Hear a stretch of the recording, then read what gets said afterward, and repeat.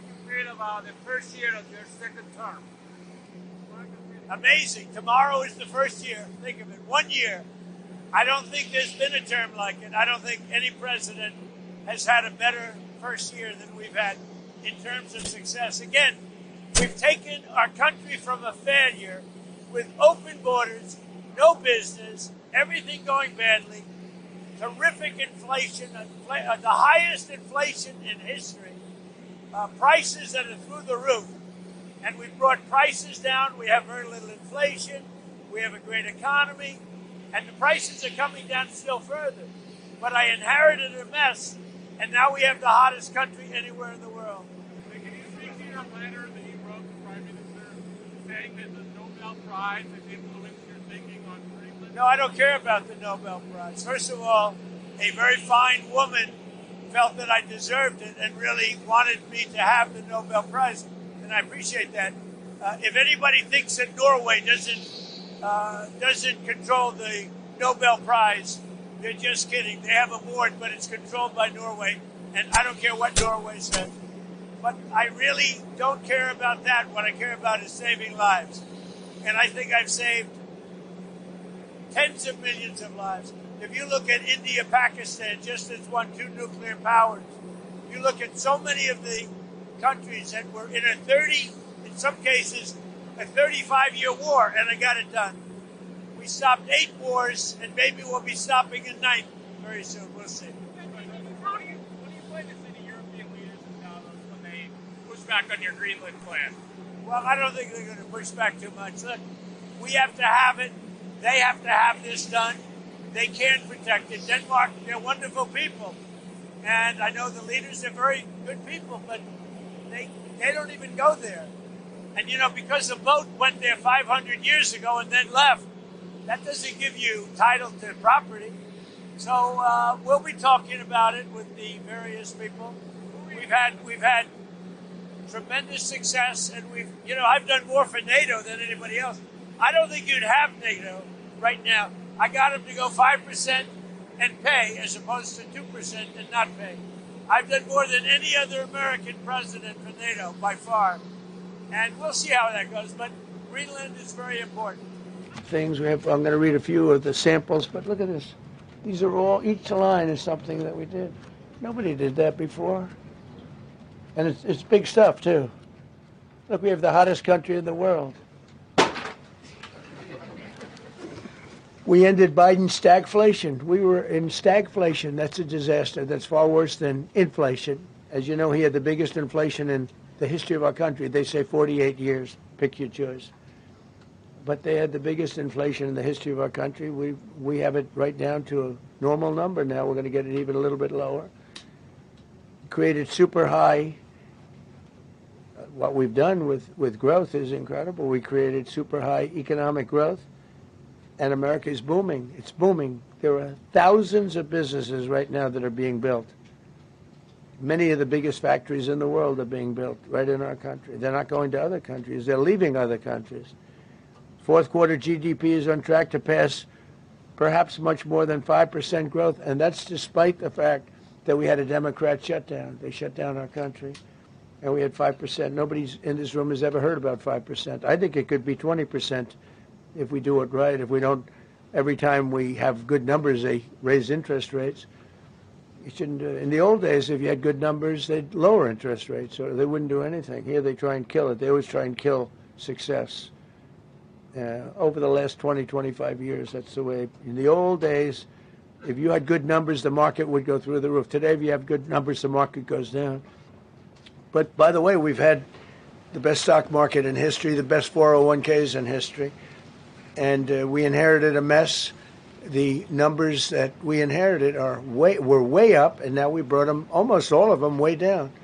We brought them way down. I mean, I'm not getting, maybe I have the bad public relations people, but we're not getting it across. We inherited high numbers, and we brought them way down. Under Biden, real incomes declined $3,000. Think of that, $3,000. That's a year. In 12 months, Trump real incomes went up by $2,000 and $3,000 and even in some cases $5,000. It's a tremendous difference. Stock market has set 52 all-time record highs during the course of the 11 months, because this was done on 11 months. Now we are actually officially 12 months as of today. 52 all-time record highs. That means 401ks did great. I have people see me all the time, policemen that guard us really well, and got to know them a little bit. And they said, "Sir, you're making me look so good. My 401k is through the roof. My wife thinks I'm the greatest genius, that I'm a financial genius, like Warren Buffett." He told me that. He said, I think they have better returns than Warren Buffett right now. But he said, all my life my wife has been criticizing me for not being smart financially. Now all of a sudden she loves me more. But we added $9 trillion in value to retirement accounts, saving many people. I mean, they were going out of business. Think of it. We added $9 trillion of value to retirement accounts, savings accounts, and 401ks. That's during the course of 12 months. And I think it's probably 11 months, because I don't think they have it for the 12. They have it for the 11. Should have gotten the Nobel Prize for each war, but I don't say that. I saved millions and millions of people. And don't let anyone tell you that Norway doesn't control the shots, okay? It's in Norway. Norway controls the shots. They'll say, we have nothing to do with it. It's a joke. They've lost such prestige. That's why I have such respect for Maria doing what she did. She said, I don't deserve the Nobel Prize. He does. When she got it, they said, wow, that's amazing. I thought President Trump would get it. President Trump deserves it. He ended up 8 wars. How nice, right? It's a good woman. And now they just announced that they're going 24 hours around the clock making cars. Tariffs did it. I don't know what the Supreme Court's going to do. I think to me it reads so plainly. Couldn't be plainer. You're allowed to do a license. Tariff is probably less severe than what a license could be. But think of it. You're allowed to do a license, and then they have a clause at the end, something to the effect, or what is necessary, something to that effect. And what is necessary was tariffs. I don't know where there's a case even there, but we've taken in hundreds of billions of dollars, and if we lose that case, it's possible we're going to have to do the best we can in paying it back. I don't know how that's going to be done very easily without hurting a lot of people. But we're waiting for that case anxiously, and we have tremendous national security because of tariffs and tremendous income. You know, we have, and by the way, no inflation. So everyone said, oh, tariffs will cause inflation. We have no inflation. We have very little inflation. Biden had inflation, and he didn't do tariffs. We had a huge problem. We have a 62% reduction in our trade deficit. So if you had a 1% reduction, a normal president would have a 1%, 2% reduction. Everybody would be high-fiving. At a 62% reduction, next year we won't have a trade deficit. We secured most favored nations agreements to slash drug prices by as much. To me, I think this might be the biggest thing of all. We get zero talk about it. The New York Times had a story way in the back of the paper, a little story about it. I think it's the biggest thing there is when you talk about health care.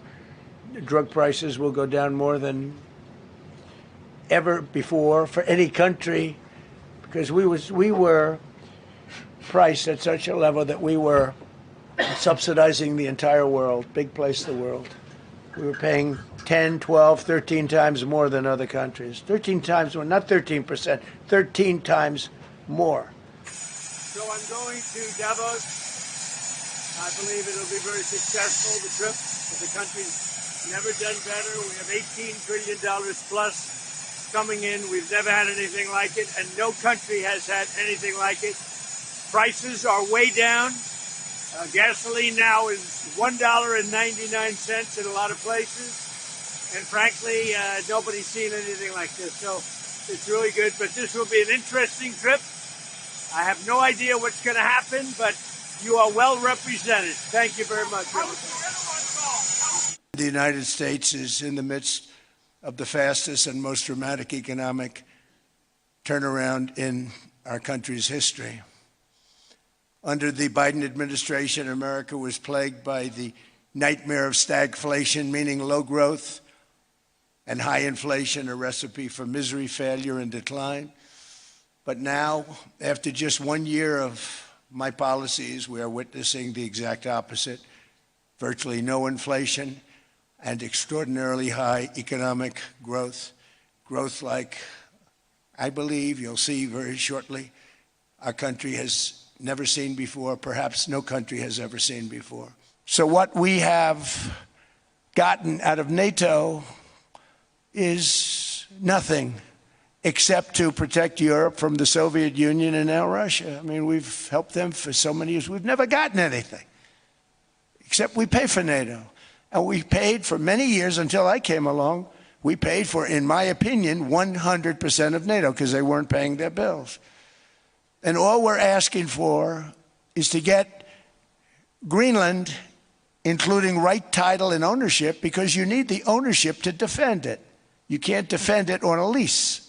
All we want from Denmark for national and international security and to keep our very energetic and dangerous potential enemies at bay is this land on which we're going to build the greatest golden dome ever built. We're building a golden dome that's going to, just by its very nature, going to be defending Canada. Canada gets a lot of freebies from us, by the way. They should be grateful also, but they're not. I watched your Prime Minister yesterday. He wasn't so grateful. But they should be grateful to us. Canada lives because of the United States. Remember that, Mark, the next time you make your statements. We never asked for anything, and we never got anything. We probably won't get anything unless I decide to use excessive strength and force where we would be, frankly, unstoppable. But I won't do that. Okay? Now everyone's saying, oh, good. That's probably the biggest statement I made, because people thought I would use force. I don't have to use force. I don't want to use force. I won't use force. All the United States is asking for is a place called Greenland, where we already had it. So we want a piece of ice for world protection, and they won't give it. We've never asked for anything else, and we could have kept that piece of land, and we didn't. So they have a choice. You can say yes, and we will be very appreciative, or you can say no, and we will remember. A strong and secure America means a strong NATO. Well, thank you very much. It's an honor to be with you, and I thank the media for being here. We've taken long trips, and this was a long one, but it's been working very well. We're having tremendous meetings with heads of state, with people of very big consequence having to do with war and peace, which is why we're here. And I just want to thank the Secretary General for being with us. We have a few things to discuss. It was a meeting I actually look very forward to. He's doing a fantastic job. We've been friends. We lifted GDP from 2% to 5% together. That was done jointly, and it worked out really very well, and we appreciate it, Mark. So we'll be talking about various things. We'll be talking about Greenland. I imagine it may come up in our discussion. And but I think the trip has been amazing so far. It's been amazing. As you know, we're staying, and tomorrow we're doing something else having to do with the Board of Peace. We're getting tremendous acceptance of that. It's going to be great. So we'll see how that all works out, but we're doing that tomorrow. So thank you very much, media. Thank you very much. And Mark, would you like to just briefly, what I just wanted to say again, as I did this morning when I was in a panel, I want to thank you again for what you did since coming in January, Trump 47. Basically getting the Europeans and Canada to really step up, and that led to the enormous success we had in The Hague with the 5%. Which is crucial to defend ourselves and to also equalize with what the US is paying. This was a problem already there since Eisenhower. I always tell the Europeans, you are completely committed to NATO, but there is also that one irritant, and that is this factor, that the Europeans were not paying the same as the US was paying. And we solved it, and this is crucial also because we need the money to protect ourselves. There's one thing I heard you say yesterday and today. You were not absolutely sure that the Europeans would come to the rescue of the US if you will be attacked. Let me tell you. They will. And they did in Afghanistan, as you know, for every American who paid the ultimate, for every 2 Americans who paid the ultimate price, there was 1 soldier from another NATO country who did not come back to his family. From the Netherlands, from Denmark, particularly, from other countries. So you can be assured, absolutely, if ever the US will be under attack, your allies will be with you. Absolutely, there's an absolute guarantee. I really want to tell you this because it is important. It pains me if you think it is not. And under your leadership, this alliance is stronger than ever. Well, thank you very much. It's a great compliment. Any questions? Mr. President, the Danish foreign minister rejected your call to negotiate on Greenland. What will... I didn't call him. No, sorry. The Danish foreign minister rejected what you said in your speech that you were hoping to negotiate to acquire Greenland, essentially saying that this is not something that they are willing to discuss. So what will those negotiations Well, they look didn't like? tell me that, so when they tell me, because I don't like getting it secondhand, if he wants to tell me, he'll tell me that to my face. And when will you be discussing this? I have no idea. When you said you I'll be discussing it with this man right here. Mr. President, He's frankly more important. Mr. President, when you said you would remember if Denmark did not agree to a deal on Greenland, what did you mean? What are the consequences? You'll have to figure that out for yourself. You're a smart guy. Mr. President, do you see a price for Greenland that's reasonable? I could see that, yeah. I could see How that. would you calculate? I could see that, but there's a bigger price, and that's the price of safety and security and national security and international security, having to do with many of your countries. Mm-hmm. That's really the price, and that's the big price. And as you know, we're doing the Golden Dome. It's going to be very expensive, and it's better if we have Greenland than it is without. It's going to be safer. It's going to be stronger. It's going to be better for Europe, and it's going to be better for us. And so we'll see what happens. Any other question? Is it reassuring to hear the NATO Secretary General say NATO will defend the United States if it comes under attack? Well, I hope that that's true. I mean, he's a good man. He's never lied to me before. You know, we've had a good relationship, and he made that statement. That's nice. I mean, I just, you know, when I see what's happening with Greenland, I wonder, because I want Greenland for security. I don't want it for anything else. We have so much rare earth. We don't know what to do with it. We don't need it for anything else. And in terms of Greenland, you know, you have to go 25 feet down through ice to get it. It's not something that a lot of people are going to do or want to do. No, this is security we're talking about. And I can say one thing about Mark. He wants security, and he wants security for all of us. I think it's, you know, we're a member of NATO. He wants security for NATO and beyond. So when he says that, Steve, I think it's, you know, it's very nice. I said that, you know, this is a great location. It all begins, see, I'm a real estate person at heart, and it's all about location. And I said, look at this location on the sea. Look at this beautiful piece of property, what it could be for so many people. It'll be so great. People that are living so poorly are going to be living so well. But it all began with the location. That's the vision. They look out on the waters, and very few places are like it. So we put together a team that's outstanding, a team that's done it before, a team that I think has done tougher jobs. If you want to know the truth, we've done some tough jobs. And we continue to. As far as the United States is concerned, we're behind it. And the United States has never been stronger, never been bigger, better. It's doing really well. You see that, building thousands of businesses, plants, factories all over the United States are right now under construction. Nobody's ever seen anything like it. And this is just an honor to be involved with this, and to be involved with the great people in this room and the great leaders that are sitting on stage. We thank you very much. And we have many others that have signed up, and they all want to be members of the Board of Peace, because it really will be important. This is not going to be a waste of time. We waste so much time on things that never happen. This will happen, and it's already happening.